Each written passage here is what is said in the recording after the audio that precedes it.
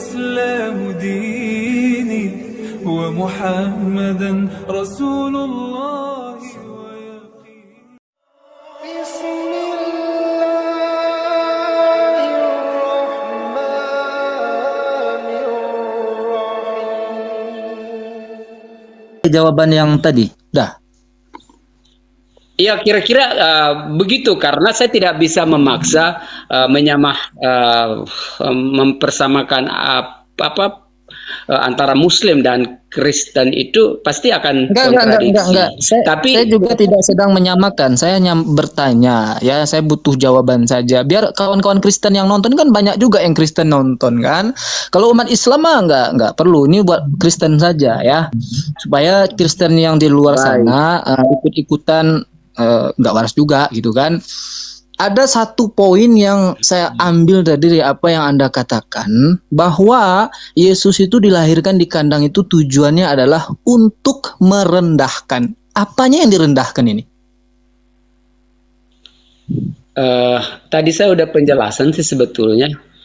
Enggak, belum Anda jelaskan apanya yang direndahkan. Derajatnya kah yang direndahkan, dirinya kah yang direndahkan, keluarganya kah yang direndahkan, atau badannya yang direndahkan? Bukan. Nah, ini belum ada penjelasan tadi. Hanya direndahkan saja kata Anda tadi. Oke.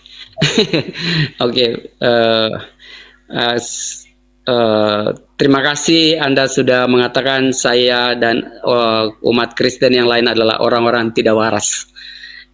Sehingga orang Muslim lebih waras, ya. Terima kasih Anda selalu mengatakan itu. Tapi it's okay, don't worry, be happy. Dalam hal saya mengatakan Yesus bukan rendah dari kata tadi itu, dalam hal pemahaman tentang tadi Anda mengatakan bahwa lahir di dalam kandang domba itu. Dia turun bukan merendahkan diri gitu, bukan rendah diri, tapi dia turun mengosongkan diri sebagai manusia, menyetarahkan diri sebagai manusia, seperti manusia, sehingga kita dapat berkomunikasi, bicara dengan dia, dan dia bisa mengajarkan kita tentang hal-hal kebaikan di dalam kehidupan ini. Kalau dia datang sebagai Tuhan, maka maksudnya turun keilahiannya. Kan di dalam kitab Musa kita tidak bisa bertemu dengan Tuhan. Tapi faktanya di channel Yusuf Manubulu setiap hari orang bertemu dengan Tuhan. Malah yang terbaru si Ferawati itu dia dihamili oleh Tuhan. Ini gimana ceritanya? Kata Anda tadi tidak merendahkan diri, sementara di oten yang lain katanya itu tujuannya untuk merendahkan diri supaya dia secara daging ya sama seperti manusia. Makanya dia merendahkan diri gitu. Ini gimana ceritanya? Maka Anda saya katakan tidak waras, marah pula. Gimana tuh?